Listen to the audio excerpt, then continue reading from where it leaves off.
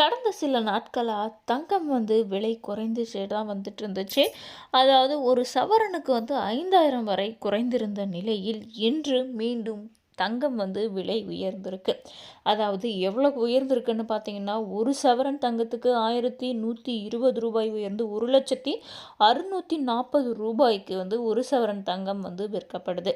அதுவே ஒரு கிராமுக்குன்னு பார்த்தீங்கன்னா ரூ. 140 உயர்ந்து ரூ. 12,580க்கு இன்றைக்கு ஒரு கிராம் தங்கம் விற்கப்படுது. ஒரு கிலோ வெள்ளிக்கு ரூ. 2,60,000 விற்பனை ஆயிட்டிருக்கு. நேற்றைக்கும் இன்னைக்கும் வெள்ளியும் ரூ. 4,000 விலை உயர்ந்திருக்கு.